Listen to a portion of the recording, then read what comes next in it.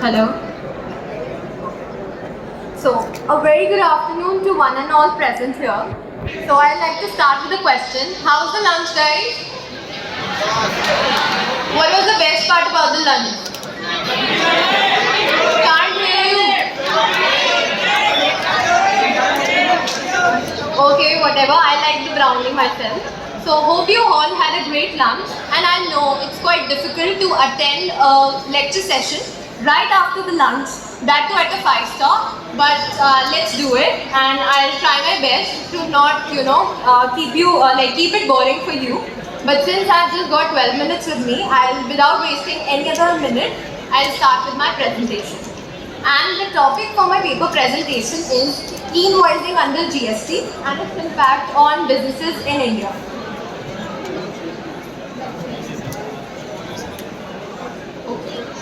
So basically, e-invoicing or electronic invoicing is one big game changer in the GST ecosystem.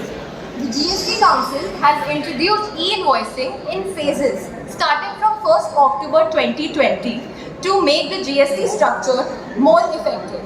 And having said that, this staggered approach has provided opportunity to two main people. Firstly, the GST network, and secondly, the businesses, to make them ready for the major transformation that has taken place in the GST compliance structure.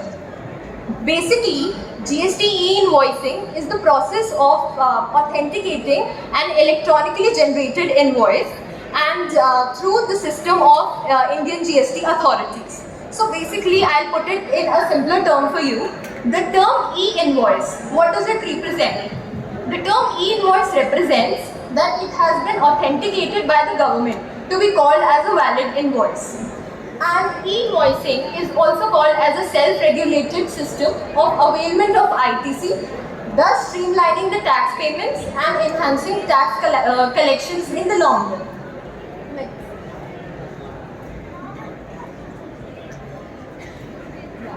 Okay, so as discussed in the previous slide, the Indian government has introduced e-invoicing in phases. So in this slide, I'd like to discuss the various phases of e-invoicing.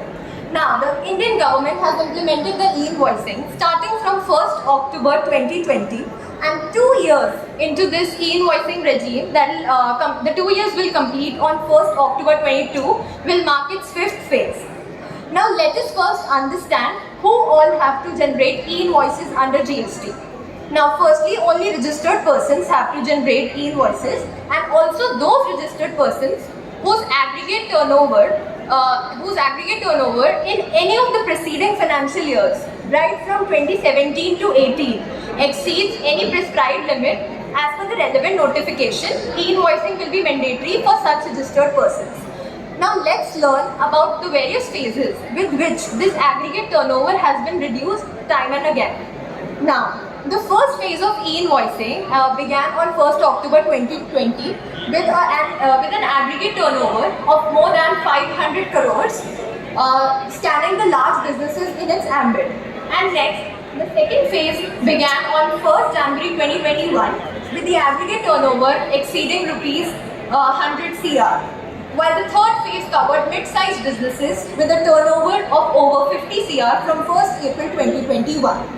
Now, currently, e-invoicing is applicable for those registered persons whose aggregate turnover exceeds 20 crore starting from 1st April 2022. Now, there must be a question in your mind, like why the government has been reducing this aggregate turnover limit, in phases. The reason is that government is reducing it because it wants to further expand the tax base and wants to provide the data to the GST authorities to make the GST compliance better. Having said that, recently last month, the government further reduced this aggregate turnover limit to 10 crore with effect from 1st October 2022 that will scan small taxpayers also in its ambit. And these will have to generate e-invoices starting from the said date. Okay. Now that we we have discussed the numbers, and I believe it was very crucial to have discussed these numbers in the very beginning, since we had just returned from the lunch break. Because our human brain is more responds more to numbers than to theory. Now that we have discussed this, let's take a deep dive into understanding the intricacies of generating e-invoices and the challenges being faced by the businesses. Now, this concept of e-invoicing was introduced to us as a sub-rule 4 of the already existing Rule 48 of the CGST Rules 2017. As per the said rule, the notified class of registered persons, as I just discussed, will have to prepare the invoice as per the standard format, also known as schema, that is in the form GST INV 01, and they will upload the specified details as required, and they'll obtain a unique IRN number, that is the invoice reference number. And after following this process of e-invoicing, the invoice copy that will have an IRN number and a QR code with it will be called as e-invoice under GST. So I'll just summarize it for you all. In simpler terms, at present, e-invoicing is required for normal invoices, debit notes, credit notes issued by registered persons, except for some specified persons that I will come to this later on, whose aggregate turnover exceeds 20 CR in any of the preceding financial years, beginning right from 17 to 18, in respect of supply of goods and services to registered persons, that is B2B supplies, SEZ supplies, and the normal exports. Now let us discuss, there are certain exceptions to this e-invoicing concept. Now what are those exceptions? This means that even the names that I'll take now, even when their aggregate turnover is exceeding the prescribed limit, still these won't be required to generate the e-invoices. These are, firstly, the insurance company, then the banking company, the NBFCs, the SEZ units, the GTA, the services by way of admission to exhibition of the cinema films, right? So next is that, okay. Now it's very important to understand how does this whole e-invoicing system work. Now, under e-invoicing system, taxpayers will continue to generate invoices on their ERP system like they have been doing in general. Now these invoices will be uploaded on the IRP portal. Now this is the invoice registration portal in the form of a JSON, and now in return the IRP portal will generate an IRN number, firstly, that will be unique for every invoice, and then it will also digitally sign the invoice and it will add a QR code on the face of the invoice copy. Now along with this, the IRP portal performs three main functions. It performs the deduplication check to be performed with the central registry, that is the NIC portal. And secondly, it auto-populates the B2B data to the GST portal, like for that will help in preparing GSTR1.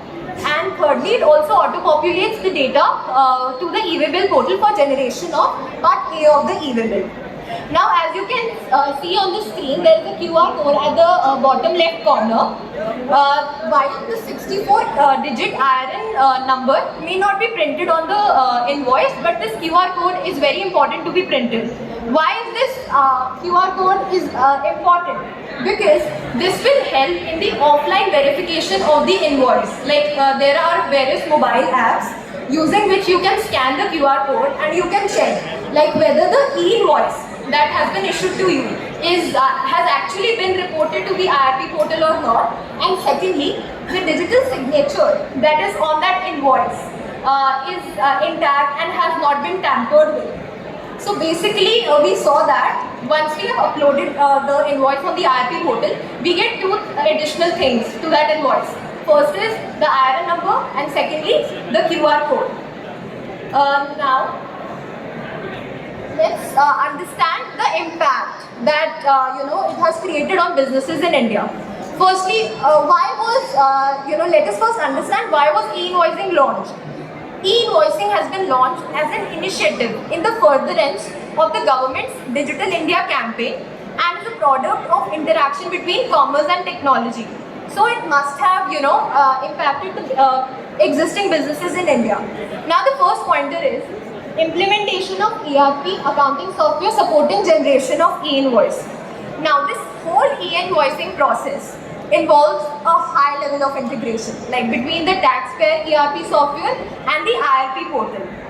And with the advent of e-invoicing, the businesses who had already got their systems configured with the GST portal and the e-bill portal had to again, got it reconfigured with the IRP portal for the generation of e-invoice.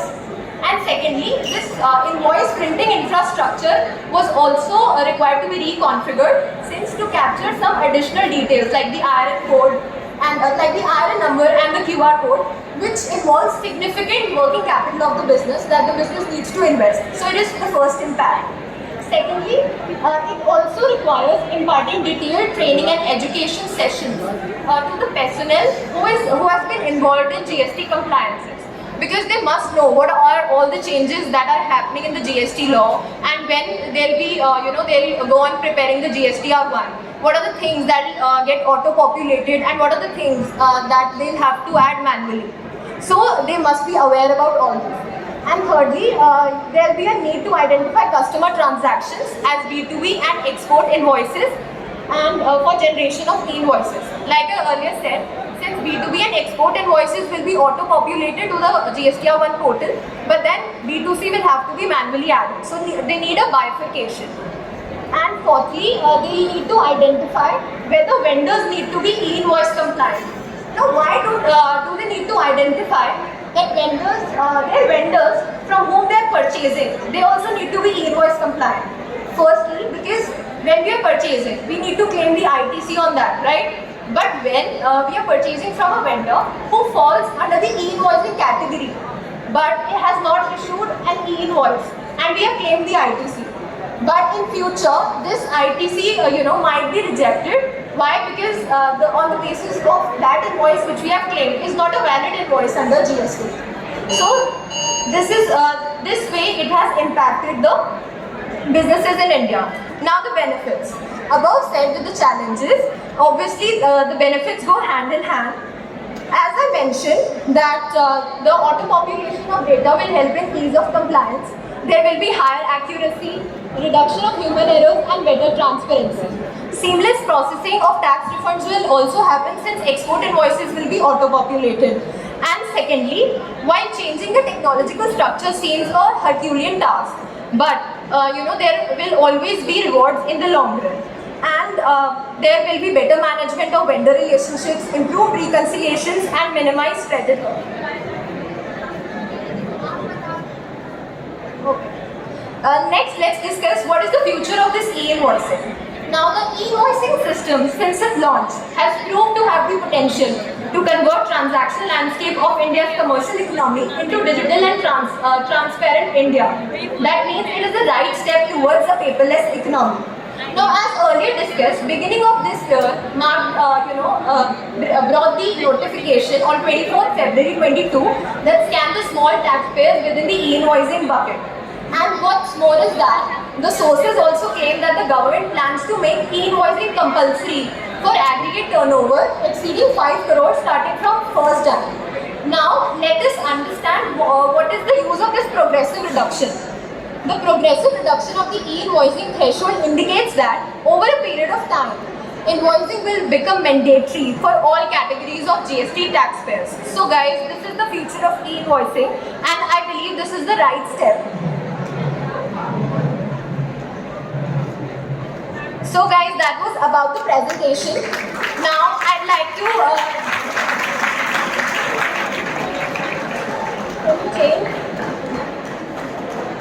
Okay. Now I'd like to briefly introduce myself. I'm Jahnvi Katyal and I'm a CA finalist, and I'm currently pursuing my articleship in the domain of indirect taxes from Ernst & Young. And you can reach out to me via LinkedIn or Gmail. My LinkedIn and mail IDs are on screen for you. So guys, that was about it. And thank you all for being such a wonderful and patient audience.